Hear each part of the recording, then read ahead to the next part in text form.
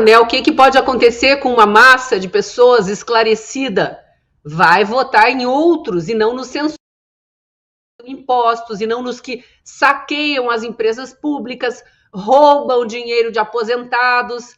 Quando a gente leva informação, o jeito do governo impedir que a gente mantenha a população informada é qual? Censurar. Ou, primeiro, né, a tática da militância, aquele chão de fábrica, é as campanhas de difamação, né? Então, eles nos atacam, nos chamam de negacionistas, nos chamam de disseminadores de fake news, eles vão com esses adjetivos aí, tentando criar uma aura de que são eles os que falam a verdade. E depois eles vêm, como não funciona, a população não é idiota, aí eles vêm com censura mesmo para proibir já na raiz.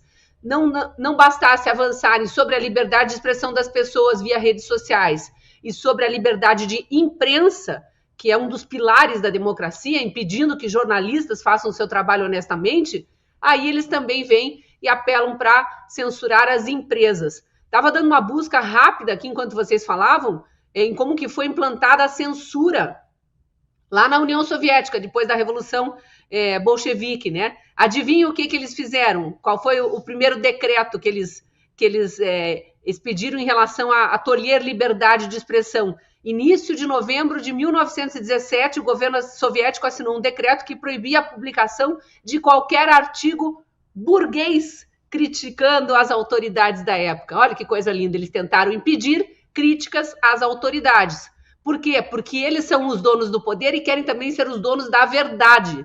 E a gente vê isso agora, 100 e tantos anos depois, sendo implantado aqui no Brasil, num projeto que lá atrás, 40 anos atrás, Lula dizia, vai demorar. A gente demora para implantar o comunismo, nós vamos trabalhando e daqui 40 anos a gente chega lá.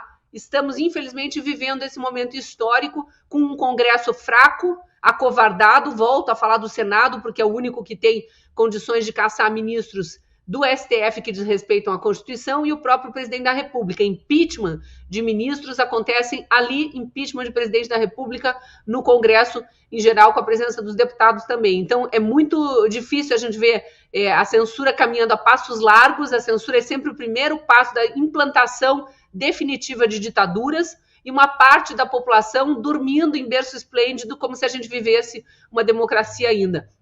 E não surpreende nadinha que o deputado petista, num momento em que o PT está afundado em críticas com uma rejeição histórica, e especialmente por causa do ministro Tachad, por causa de aumentos de impostos consecutivos desde que assumiram, não surpreende que um deputado queira impedir as empresas, até as empresas, de falarem a verdade, porque quem é afetado pelo aumento dos impostos é a população. Mas como?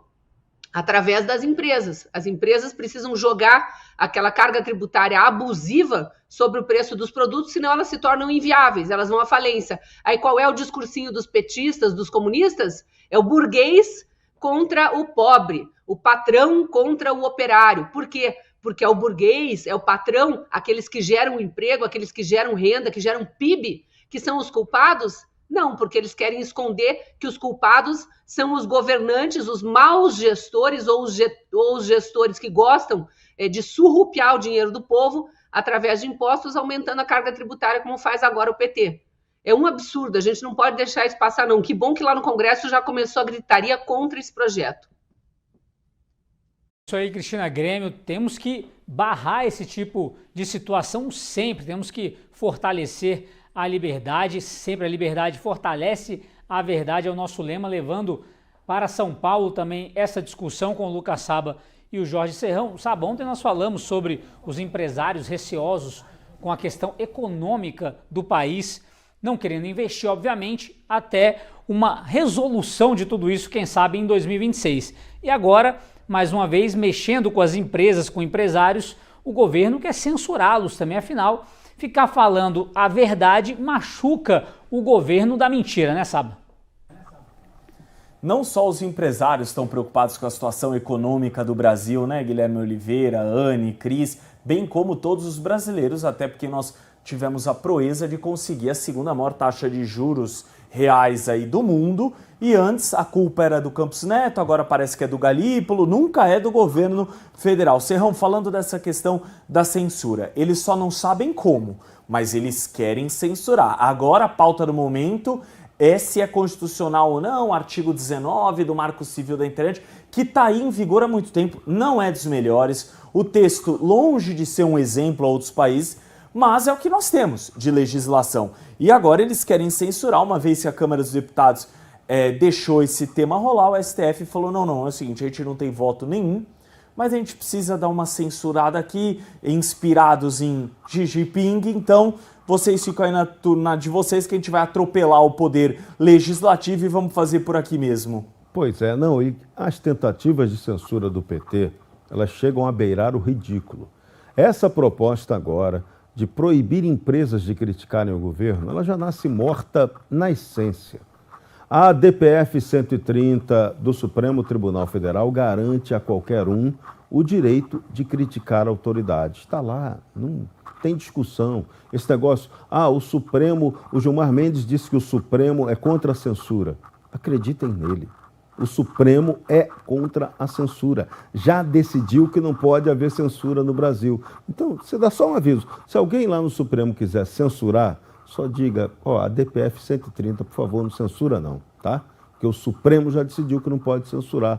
Então, essa iniciativa do PT é absolutamente esdrúxula. Agora, o que está acontecendo? Qual é a malandragem do PT? Eles arrumam um jeito de perseguir quem eles querem.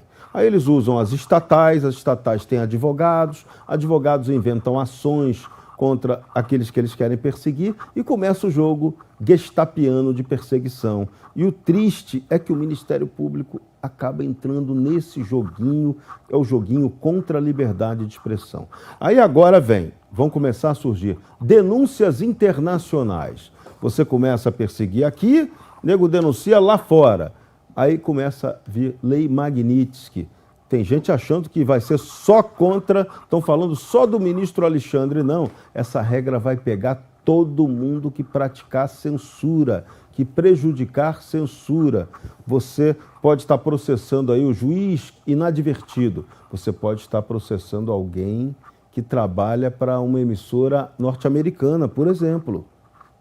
Você que está dando a sentença, a canetada de sentença, você se torna elegível a levar a lei Magnitsky na cabeça. Então, fique esperto, hein? Olha, a coisa vai ficar muito interessante em breve, porque a liberdade de expressão é um valor hoje fundamental. Então, a gente não pode permitir que empresa, cidadão, ninguém seja censurado. O Supremo já decidiu que a censura é inconstitucional no Brasil e isso tem que valer.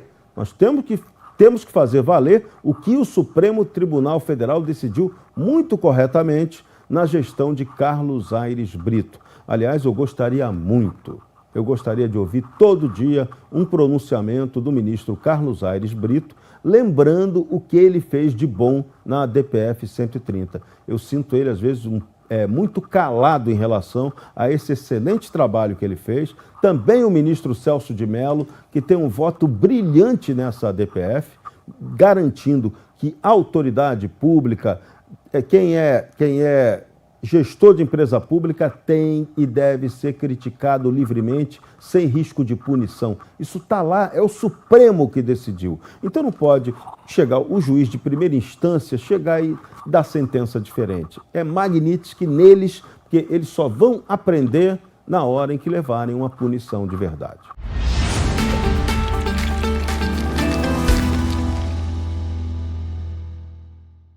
Meu nome é Marcos Aires e sou jornalista e quero conversar com você de forma direta.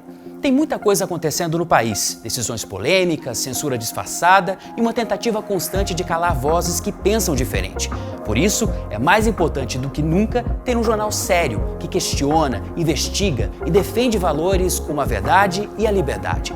Nosso conteúdo só chega até aqui graças aos assinantes, gente que apoia o jornalismo corajoso e independente.